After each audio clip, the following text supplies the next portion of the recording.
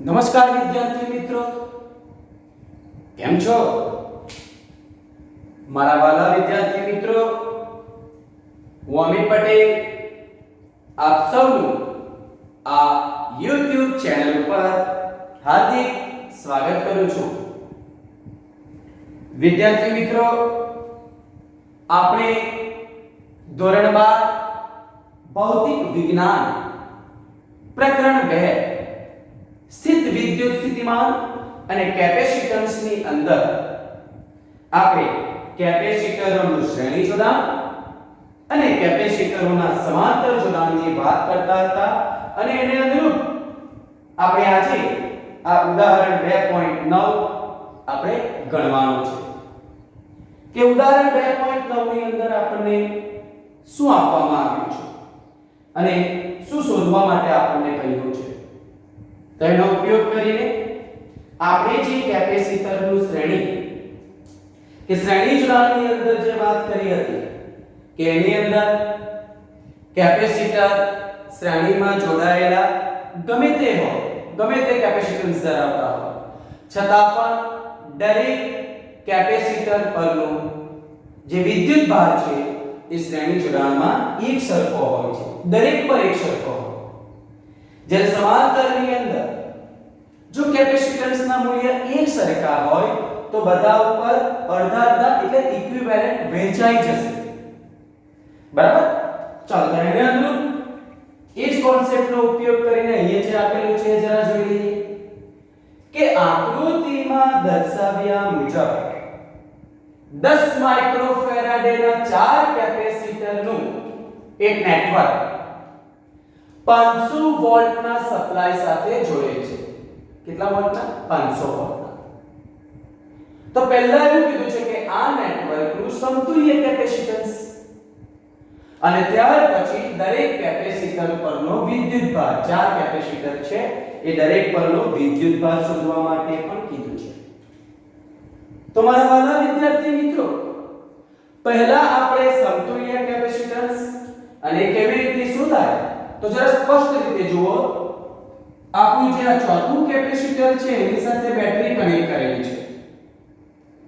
એનો મતલબ એ થયો કે આ જે C1, C2 અને C3 કેપેસિટર છે એ એકબીજા સાથે શ્રેણી જોડાણમાં આવવાના.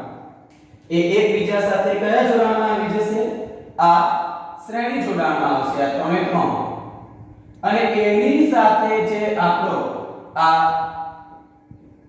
સિપોન છે એ કયા જોડાણમાં આવશે? સમાંતર જોડાણમાં. એ તો આપણે ખબર જ પડે છે. ચાલો હું કેવી રીતે દાખલો ગણું છું એકદમ સરળતાથી તમને ખ્યાલ આવે એ રીતે જ સમજાવવાનો પ્રયત્ન કરું છું.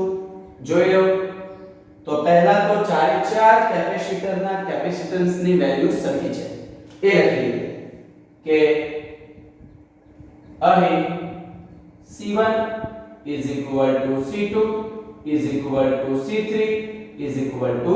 C4 અને દરેકની વેલ્યુ આપેલી છે 10 માઇક્રોફેરાડે અને આપણને ખબર છે કે 1 માઇક્રો 10 6 એટલે અહીંયા કેટલા આવવાના? 10 ની -6 ઘાત ફેરાડ. એટલે આપણને C1 C2 C3 C4 કેટલા મળે છે? 10 ની -5 ઘાત ફેરાડ. ફેરવો તો જ્યાં જરૂરિયાત લાગે એ પ્રમાણે તમારે કરવાનું. ચાલો જરા જોઈ લો. પહેલા તો હું કેવી રીતે કરું છું, બરાબર? આ યાદ રાખો અત્યારે કે આ આકૃતિ પરથી C1 C2 અને C3 જો એક પછી એક છે. આની C1 ની માઈનસ એ C2 ની પ્લસ સાથે, C2 ની માઈનસ C3 ની પ્લસ સાથે. બરાબર છે? આ એકબીજા સાથે જોડાયેલા છે, પ્લસ માઈનસ. C1 C2 અને C3 ના આ શ્રેણી જોડાણ માટે આપણે સમતુલ્ય કેપેસિટન્સ શોધી નાખીએ. ચાલો એનું સૂત્ર મૂકું છું એટલે તમને ખ્યાલ આવશે. તેનું સમતુલ્ય ગણી લઉં છું. સમાંતર શ્રેણીમાં છે એટલે 1/cs અવરોધ કરતા ઊંધું એટલે લખાશે 1/C1 1/C2 1/C3. દરેક કેપેસિટરની વેલ્યુ સરખી છે. અત્યારે હું ચેન્જ વગરના એટલે યુનિટમાં ચેન્જ કરવા વગર સીધું લખું છું. આ 10 માઇક્રોફેરાડે પ્લસ 10 દરેકના લસા સરખા છે એટલે શું થવાનું 1 + 1 + 1 છેદમાં 10 એટલે 3 ના છેદમાં શું થવાનું 10. આ તો 1/C' ની કિંમત આવે અહીંયા લખો. આ 1/C' = 3 ના છેદમાં 10 implies C' બરાબર દીકરાઓ શું આવી ગયું 10 ના છેદમાં 3 માઇક્રોફેરાડે. તો આ આવ્યું તમને 3 કેપેસિટર જે આપણા C1 C2 અને C3 જે શ્રેણીમાં જોડેલા હતા એનો સમતુલ્ય કેપેસિટન્સ. હવે તમને મેં આકૃતિ દોરીને બીજું બતાવું છું કે આ તમારો આવી ગયો જે કેપેસિટર છે એ આવી ગયું દીકરાઓ C' શોધ્યું કે અને એની સાથે આપણો C4 તો છે જ એ કયા જોડાણમાં થવાનું સમાંતરમાં. અને આ આપણી 500 વોલ્ટની બેટરી કનેક્ટ કરેલી છે. હવે તો સમજ પડે છે ને એકદમ સરળતાથી તમને સમજાઈ દીધું. આ C1 C2 C3 શ્રેણીમાં એ શ્રેણીમાં થઈ ગયું એટલે એનો સમતુલ્ય આવી ગયો C'. એની સાથે C4 કયા જોડાણમાં થાય છે સમાંતરમાં. ચાલો તો આપણે લખી દઈએ. ચાલો તો આ આપણે પહેલા શોધીએ છીએ A. ચાલો તો અહીં C' સાથે C4 ના સમાંતર જોડાણ માટે શું મળી જશે આ સમતુલ્ય કેપેસિટન્સ જેને નામ આપી રહ્યો છું C અને સમાંતરમાં એ અવરોધના શ્રેણી જોડાણ જેવું એટલે બંનેનો સરવાળો C' + C4. C' ની કિંમત આપણે લઈએ છીએ 10/3 માઇક્રોફેરાડે અને C4 ની કિંમત પણ લેવું છું 10 માઇક્રોફેરાડે. 3 લસા લઈએ એટલે શું થાય 10 + 30/3 એટલે આ આવી ગયું 40/3 માઇક્રોફેરાડે આવી ગયું. બરાબર છે. એટલે આપણને અહીંયા 40/3 માઇક્રોફેરાડે એટલે એક્ચ્યુઅલી અહીંયા જે આપણને C ની કિંમત મળી છે એ આપણને દીકરાઓ કેટલું મળશે 13.33 માઇક્રોફેરાડે. બરાબર. જે આપણો જે માંગેલું સમતુલ્ય શું છે કેપેસિટન્સ છે. જે માંગેલ આ પરિપથનું શું છે સમતુલ્ય કેપેસિટન્સ. તો જ્યારે આવો કોઈ પણ પરિપથ તમને દીકરાઓ આપવામાં આવે તો તમે ખૂબ જ સરળતાથી એનું તમને શ્રેણી અને સમાંતર જોડાણ તમને ખ્યાલ હોય તો તમે એને ખૂબ સરળતાથી સાદુરૂપ આપીને એનો જવાબ મેળવી શકો છો. તમારા વાલા વિદ્યાર્થી મિત્રો આ નેટવર્કનું સમતુલ્ય કેપેસિટન્સ તમે આ રીતે શોધી શકો છો. આ આપણો પહેલો એ પતી ગયો. બરાબર છે કે નેટવર્કનું સમતુલ્ય કેપેસિટન્સ આ આપણું ગણાયું. આ નેટવર્કનું શું શોધી નાખ્યું આ સમતુલ્ય કેપેસિટન્સ આ આવી ગયું દીકરાઓ એ જોઈ લો. અને ત્યાર પછી આપણે દરેક કેપેસિટર પરનો વિદ્યુતભાર કેવી રીતે શોધાય એ ખૂબ જ સરળતાથી સમજાઈ દઉં. બરાબર જોઈ લો.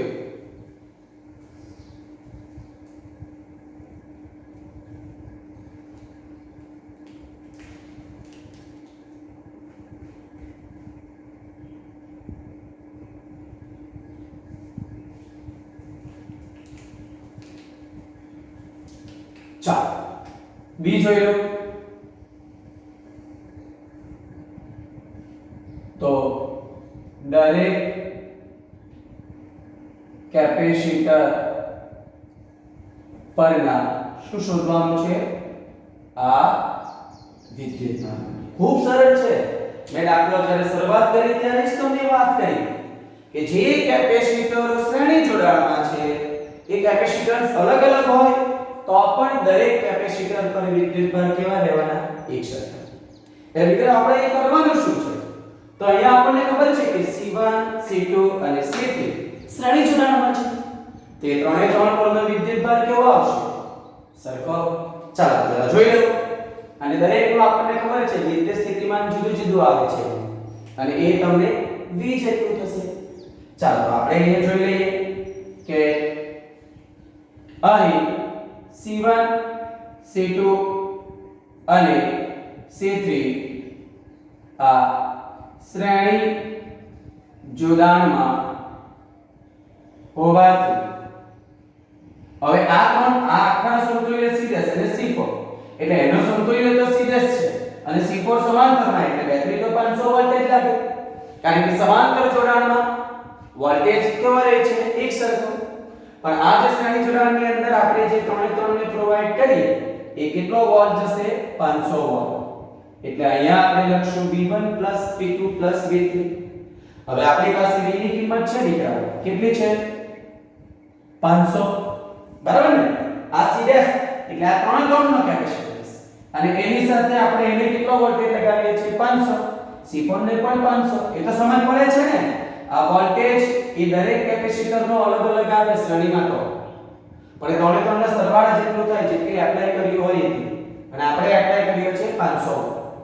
જેટલો એપ્લાય કર્યો હોય એના સરવાળા જેટલું થાય સમાન શ્રેણીની અંદર વિદ્યુતભાર દરેક પરનો કેવો રહે છે? એક સરખો.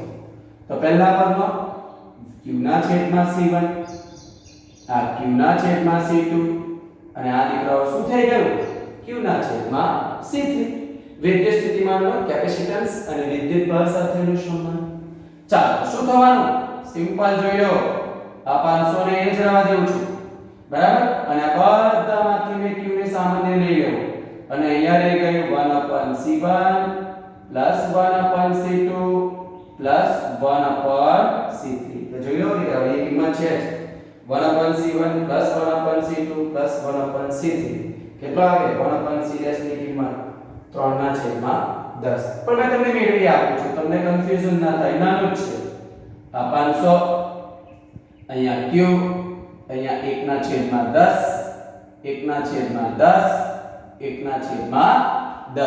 એટલે ઇમ્પ્લાઇઝ તમારે લખવું હોય તો 500 આપણને શું મળે?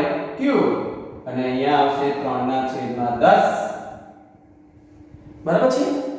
ચાલો હવે આપણને જોઈએ છે Q એટલે મેં અહીંયા કરું છું આ 500 ગુણ્યા 10 ની છેદમાં કેટલા આવશે? 3 અને આ આવી ગયો Q.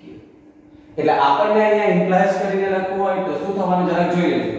તો Q 5/3 અને 10 ની 3 ઘાત પણ આપણું કેપેસિટન્સ હતું માઇક્રોફેરાડે ની અંદર એટલે વિદ્યુતભાર દીકરાઓ આપણને મળશે માઇક્રોકુલમમાં અને 5/3 આપણે કરી નાખવામાં આવે તો જવાબ આપણને મળે છે. જોઈ લો Q 1.67 આ 10³ માઇક્રોકુલમ.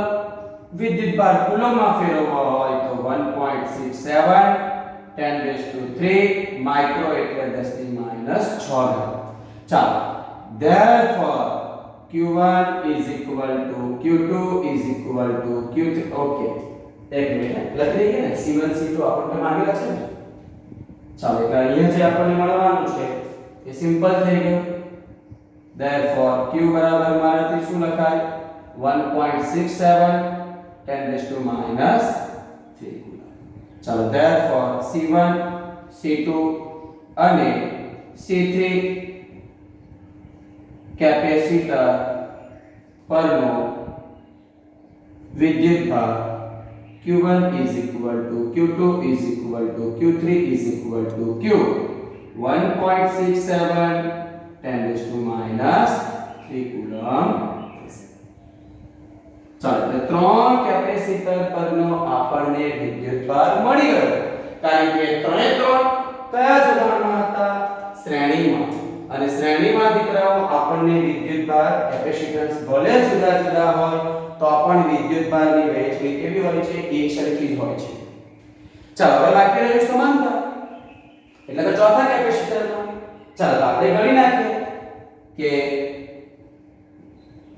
આ કેપેસિટર C4 પરનો શું શોધવાનો છે આપણે વિદ્યુતભાર અને એ ખૂબ જ સરળતાથી દીકરાઓ આપણે શોધી શકીએ કેવી રીતે તો આપણી પાસે કેપેસિટન્સની વાત કરવામાં આવે તો આપણી પાસે વિદ્યુતભારનું સૂત્ર છે Q4 C4 V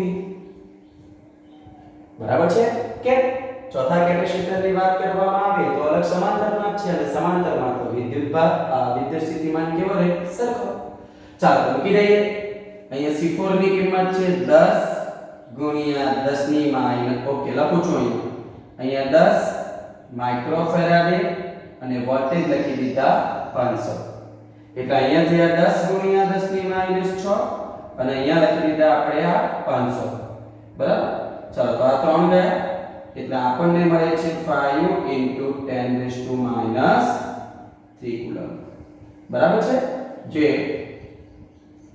C4 capacitor પરનું દીકરાઓ શું મળે છે વિદ્યુતભાર છે એટલે કોઈ જગ્યાએ કેલ્ક્યુલેશન ની અંદર એવું જ આવે છે કે તમને ખાલી કેપેસિટરનું જોડાણ કેવું છે તમે પારખતા આવવું જોઈએ એના પરથી ખૂબ જ સરળતાથી તમે દાખલો આ કેલ્ક્યુલેટ કરી શકો છો તો મારા વાલા વિદ્યાર્થી મિત્રો આ રીતે આપણે ઉદાહરણ 2.9 આટલી સરળતાથી કેલ્ક્યુલેટ કરી શકીએ છીએ જોઈએ કોઈ પણ જગ્યાએ સમજ ના પડે તો તમે મને ડાયરેક્ટલી પૂછી શકો છો બરાબર શાંતિથી બોર્ડ પર જે પ્રમાણે દાખલો ગણ્યો છે એ પ્રમાણે શાંતિથી લખી લો સમજીને બરાબર તો તમને કોન્સેપ્ટ ક્લિયર થશે જો આના જેવા સ્વાધ્યાયની અંદર બીજા બે દાખલા છે તો મારા વાલા વિદ્યાર્થી મિત્રો આજના માટે આપણે આટલું જ રાખીએ છીએ બાકીનો નેક્સ્ટ વિડિયોની અંદર જોઈશું ઓકે થેન્ક યુ